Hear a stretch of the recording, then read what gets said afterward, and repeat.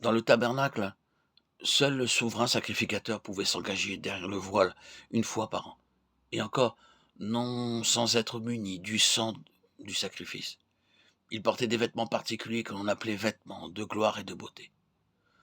Nous lisons dans Exode 28, 2 et 4 qu'il y avait d'abord la robe blanche. Il portait sur celle-ci une robe bleue bordée alternativement de clochettes d'or et de grenades. Au-dessus de cette robe, il y avait l'éphod constitué de 5 matières, d'or, de bleu, d'écarlate, de pourpre et de fin lin habilement tissé. Le pectoral se trouvait sur l'éphod et possédait 12 pierres précieuses sur sa partie supérieure et l'ourim et le toumim sur la partie inférieure. Tous ces vêtements évoquent Dieu. Avant d'entrer dans le lieu très saint, le souverain sacrificateur devait quitter ses vêtements de gloire et de beauté pour se revêtir d'effets de couleur blanche.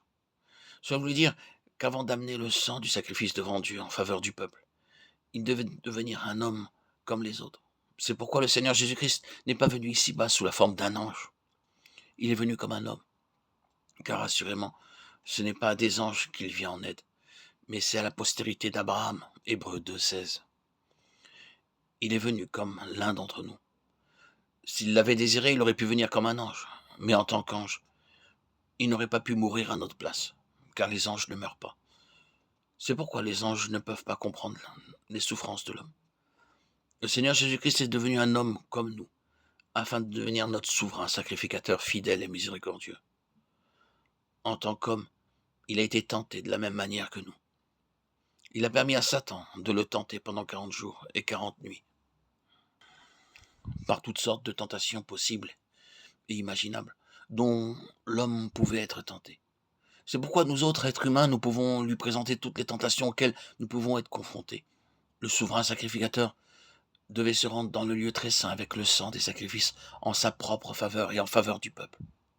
Cela se produisait une seule fois par an, le jour de l'expiation.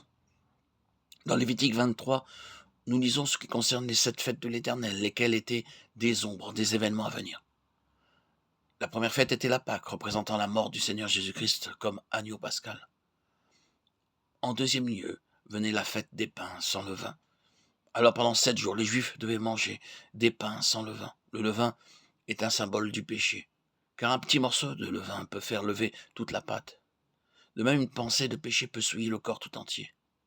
Le Seigneur veut que nous devenions comme du pain sans levain, et il désire nous faire part de la nature divine. Troisièmement, la fête des prémices qui parle de la puissance de la résurrection. De même qu'un seul grain de blé, en mourant, produit beaucoup d'autres grains, de même la mort du Seigneur a justifié beaucoup d'hommes. En quatrième lieu, il y a la fête de Pentecôte, qui affirme que les hommes de toute classe sont égaux. Nous sommes baptisés en un seul corps par le Saint-Esprit. La cinquième fête était la fête des trompettes éclatantes. Alors le peuple devait sonner de la trompette pendant 7 jours. Cela parle de l'importance de la prédication de l'Évangile avec une grande puissance, par toute la terre. Sixièmement, le jour de l'expiation montrait comment les anges de toute classe peuvent devenir justes. Septièmement, la fête des tabernacles nous révèle la vérité que le Seigneur désire nous voir un jour régner avec lui.